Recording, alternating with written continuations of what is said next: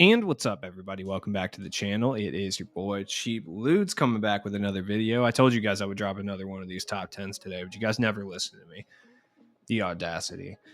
So, today we're going to be counting down the top 10 budget cards in NBA 2K22 My Team. You know the drill, 4 honorable mentions, and then the top 10 list commences. So, let's get a couple things out of the way real quick. First is, I consider a budget card any card below or consistently below 20k MT. Now, obviously, the cheaper the better, and I will specify if somebody is cheaper, they're probably high up because of that, and I'll talk about it regardless, but let's get some honorable mentions out of the way. Number 1, a card that we pretty much all have in our collections, Robert Covington. I'm not going to sit there and wax poetic for too long about Robert Covington. He's very good. He's 6'7". The Evo makes him a little bit better at attacking the rim. You can't upgrade any of his badges, which is unfortunate, but he does have good badges regardless. Catch and shoot, corner specialist, a pretty wet jump shot as well. Pickpocket, clamps, interceptor, you get the drill. He's a 3-and-D specialist. If that's what you're looking for, then Robert Covington is definitely the card for you. Now, a card that I think a lot of people probably would not expect to see on here, OJ Mayo. This is my boy right here. Now, he has base 49 on quick, so it's a very, very quick jump shot. Like, literally, one of the quickest jump shots in the game. I think the only one that might be quicker is Trae Young base at this point. Like, OJ Mayo, this is the same release that Tim Hardaway has, basically. So he's essentially a J.R. Smith clone, basically. Really hope we get a J.R. this year, because if J.R. has this release, oh, it's going to be over. And that man can play point guard. It'll literally be over. You can get this card for, I'm not even kidding, 900 MT. And OJ Mayo is incredibly well-rounded. He does need some badge additions like clamps and some other defensive badges, in addition to, like, you know, limitless and stuff like that. But he has a really good stable of badges off rip that you can buy this dude for 900 MT. Honestly, Silver Deadeye and Silver Sniper, same with Hot Zone Hunter, definitely should be upgraded, but they don't absolutely need to be. You can play with this card literally out of the box and he's fine. He doesn't have clamps. He's not a good defender. But other than that, he pretty much holds it down in every other capacity. Now another budget staple, not Tyreke Evans. Actually, I wish we would get a Tyreke Evans. Tyrese Maxey. Now, I'll be honest, this card is a wee bit overrated. I'm sorry to say it. It is what it is. I speak the truth on this channel. It's a wee bit, you know, it's a little overrated. He does have a really nice, nifty chin strap beard that I really do enjoy. But the card's good. Other than that, I mean, realistically, other than the chin strap beard, apparently, he's well-rounded. He can do anything. Whatever play style you have, he can hold it down. He's not the greatest defender, but he can defend. He can three-point hunt. He can attack the rim. He's got a relatively okay jump shot. There's really nothing negative about this card. Like, gold quick first step. He's got pretty much every dribbling shooting badge you'd really want him to have. I think he's a little bit overrated just because his price was like 30K for some reason. He absolutely was not worth that. I'm sorry. I'll be the first person to say it. Like, he wasn't. But I mean, if you're looking for a do-it-all point guard and you have kind of a low budget, you know, you have between 3 and 5K. I mean, Tyrese Maxey is where it's at. You can get him for about, 4,500? I think he's definitely worth that, to be honest. Next up, for my three-point hunting guys out there, the pride of Australia himself. To be honest, I think Matisse Thybulle is the pride of Australia, but Patty Mills, the most decorated player in Australia's history, at least to my knowledge. Where my Australian homies at, please do jump in the comments and let me know how wrong I am. Patty Mills is solid. 6 foot, so he's a little bit small. I mean, look, do I need to really say much? I mean, we've all pretty much used Sapphire Patty Mills at this point. Like, we know what we're getting ourselves into. He needs some badges to really unlock the beautiful butterfly of a three-point hunter that he is, but he has a great starting point. Now, the one thing I will say is you absolutely need to upgrade his Deadeye and his Hot Zone Hunter, and I would say to really make him great, clamps is helpful, but it's not completely necessary, especially on next gen. Blinders, Circus 3s, Limitless, and Chef. Now, the reason he's an honorable mention is specifically because of those, because those are like the most expensive badges in the game. If he had even bronze of those already or silver, he'd probably be in the top 10. He's still great nonetheless, though. Base 98 is fantastic as per usual. So let's get started on the actual top 10 here. All my people were definitely asking for this card, and the best cards under 100K. Jason Terry. Now, the reason he's number 10 is honestly because I've talked about this card so much since it came out. I'm just honestly tired of it. Now, if you watch my channel for long enough, you definitely have heard me talk positively about Jason Terry, and you would know my controversial opinion that I think the non-masked version is actually better than the masked version because I don't care about blinders that much. It's a nice badge to have, but I don't think it's absolutely detrimental for a card not to have it. And this one has like endgame defensive tendencies. And as somebody who isn't the greatest defender on his own, having the CPU be a great defender is very helpful. Now, Jason Terry is, if not, he's probably like, I would say, like in the top 5 3-point hunting point guards in this game. I would say he's a top 10 point guard, no question. Base 22, decent size, 6'2", which isn't terrible. He moves really well. He's obviously got a great jump shot. He just got a good stable of badges. This card is fantastic. I mean, Hall of Fame quick first step, mismatch expert, giant slayer, clutch shooter. If he had even like 1 or 2 Hoff shooting badges, he would be like legitimately a top 5 point guard. You can find some with extra Hoff badges too. People love this card, and for good reason. Like I said, the only reason he's at 10 is because I'm tired of talking about him every day. Number 9, another card I'm tired of talking about, and I honestly hate this card more than anything in the world, Kristaps Porzingis. Now, that being said, there's only one center in this game that's better than Kristaps for 3K. If you're looking to build a budget center rotation, having this guy and another guy that will be featured prominently on this list later is huge. He has kind of a weak badge count, but I swear to God, I'm not even kidding. I don't know what it is. And that's whatever God you want to believe in. I don't care. This card is the most annoying card in this game. I don't know what it is, but this guy is an absolutely demonic presence in regards to being able to cover the entirety of the half court. I do not know. If you are somebody who likes to paint sit with your center, Kristaps can cover the whole half court defense. I don't know what it is. He's so long. He's so fast. Me calling someone long sounds gross, but it is what it is. He can literally contest shots from all over the place. He blocks more people than any card in this game. Yes, he gets more blocks than D-Rob. He gets more blocks than Moses Malone. He gets more blocks than Nate Thurman. It's absurd. I hate this card so much. I literally do. Anytime I load into a game and I see someone with Kristaps, I get immediately mad. He only has a 69 speed. Can you imagine what a Kristaps is going to be like when he has 80 speed? It's going to be horrible. Like the fact that he's so long and gangly, I hate Kristaps, dude. Anybody who's watched my unlimited streams knows how much I hate Kristaps. The only thing that's really limiting this card is his bad situation. He does have Hoff set shooter, gold catch and shoot, green machine, hot zone hunter. If he had more badges, he would be significantly better. You also can't upgrade a lot of his badges, which sucks. You can't upgrade his brick wall, which is helpful. Same with like volume shooter, which is great. He is a budget player's best friend, and I'm not gonna forget that. Next up would be number 8, and I've talked about this card so much. Matisse Thybulle. He's 6'5", played some of the best defense in the entire game, has a really easy to green jump shot. He is a pure 3-and-D cone. He also has great badges, catch and shoot, corner specialist, pickpocket, clamps. Like, you get the gist, right? If you're looking for a competent defender that can lock down some of the best cards in the game, and you're on a budget, look no further. You can get Matisse Thybulle for under 2K. He's absolutely worth every single crumb of MT that you spend on him. Number 7 is, I'm going to say this right now, and I know that the minute I say this, I'm going to hear the sounds of feverish typing. Number 7 is Jonathan Isaac.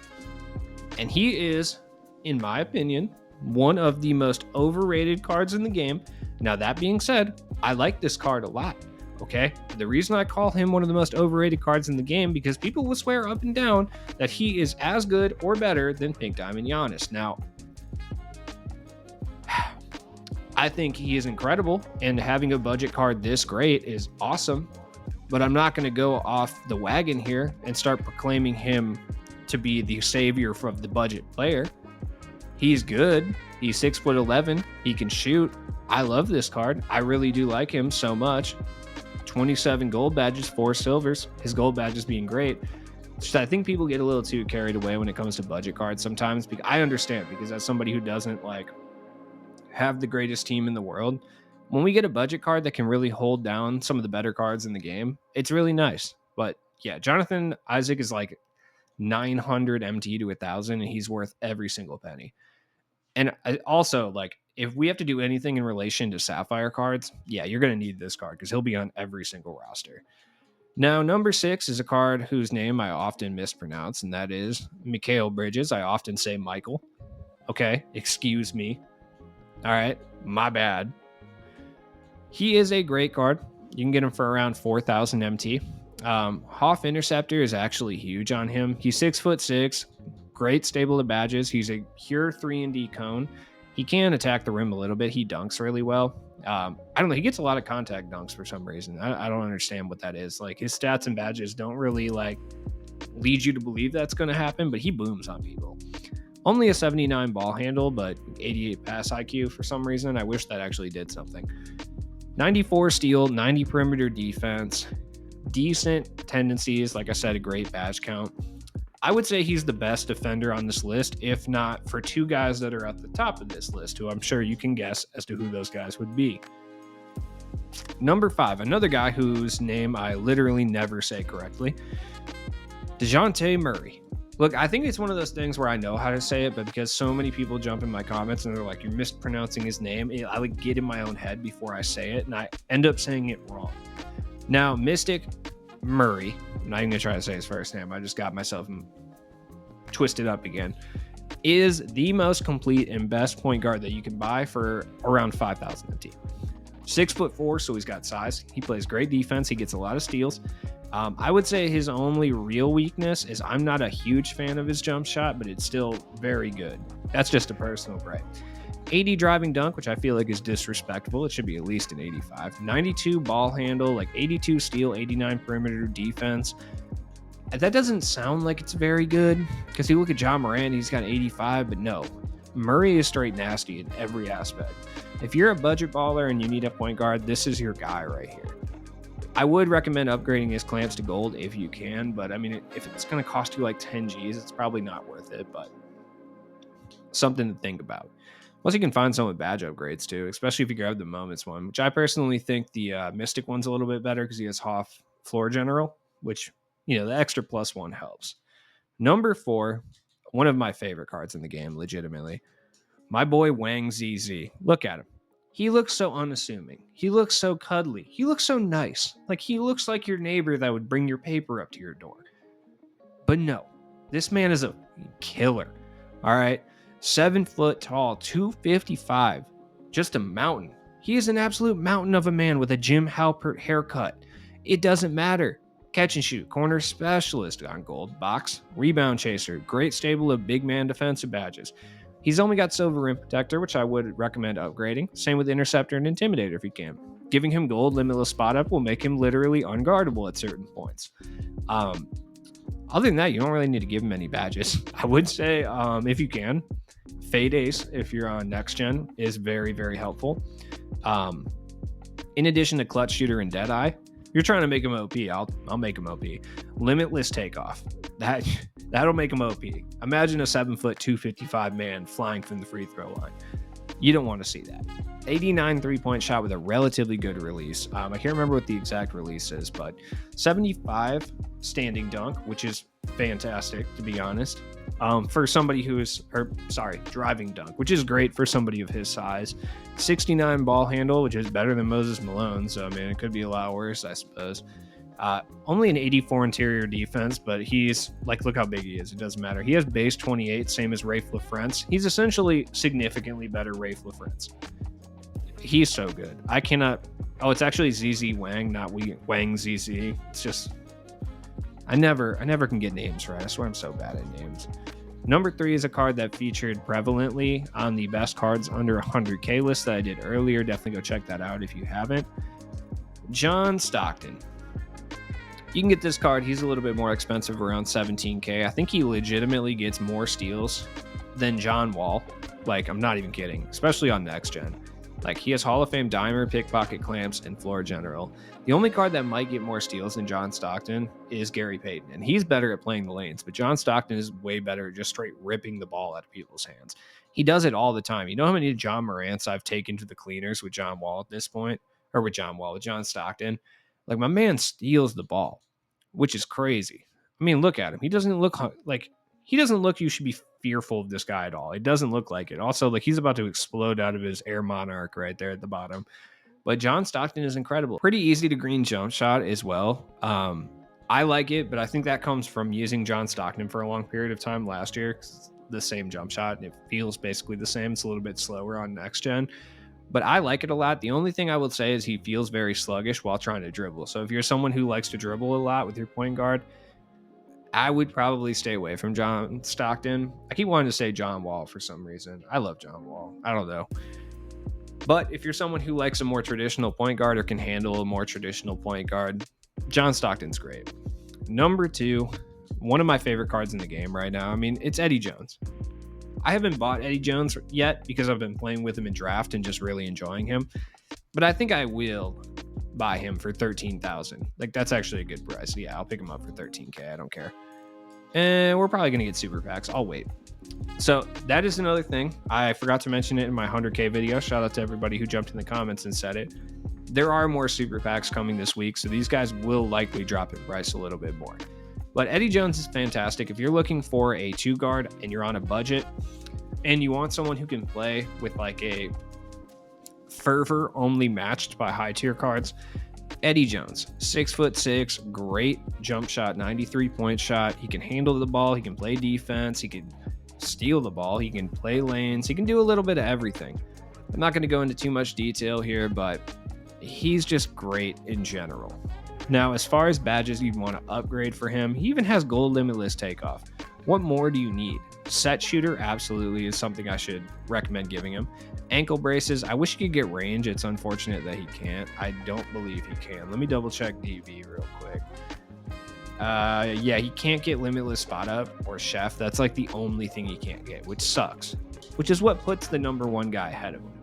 Another guy who was requested a lot on the best cards under 100K, and I would say he deserved to be there. He's just so cheap that I didn't want to put him up there.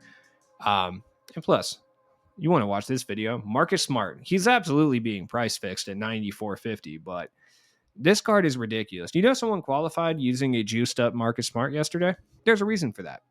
Like, 93-point shot, really easy to green release as well. This card is crazy. Like, he's 6'3", so he's a little bit on the small side, but my word, when this card was announced, I knew this was going to be fake. Like, I don't know why. He's got base 66, which is just him and DeAnthony Melton's release. Definitely keep your eyes on that. He's also got Kobe Bryant upper.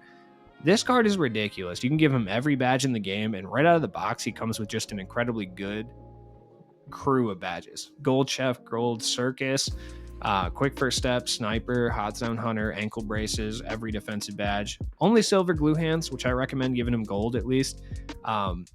Same with limitless spot up. They also gave him silver mismatch expert, which is key. That's honestly very helpful. Stop and go on silver, green machine. He doesn't have corner specialist or difficult shots. Honestly, not the biggest deal. He's not the best ball handler, so you're not really going to get into opportunities where you're shooting moving mid-ranges or whatever. Corner specialist is helpful, but if you run like a Hawks freelance, you're not really going to need it too much. And he's wet enough that it'll hit a wide open corner 3, you know what I mean? Quick chain. He's, like I said, he's not a dribbler. You don't really need it. Pro touch is definitely helpful. He does boom on people, though. Set shooter, absolutely. I think I gave mine gold limitless, set shooter. I think he also has space creator. Mouse in the house would be the absolute worst badge to give him. Giving him limitless takeoff and slippery off ball are probably not the worst ideas ever. Markis Smart is just fantastic in every conceivable metric. Like, somebody literally qualified yesterday by using a juiced up Markis Smart. Somebody let me know, because I think, was it Carlo who qualified using Markis Smart? I just want to know how juiced up his Markis Smart was. But if you're in need of an elite level 2 guard, look no further. I literally use Markis Smart as my bench 2 guard, and I have, like, quote unquote better options. You know what I mean? I just really enjoy Markis Smart. So, with that being said, it has been your boy Cheap Ludes. Thanks for watching the video. I will be back with some more content tomorrow. You know, if you really want to help me out, if you like my expertise, subscribe to the channel, drop a like on this video, go over to Twitch, follow me on Twitch. I stream like many times per week. I drop daily NBA 2K22 content, 2K content in general. And I'll be streaming Gas Station Simulator soon. I'm waiting for Cyber Monday tomorrow to pick it up for the cheap. So, stay tuned for that. Peace out, guys.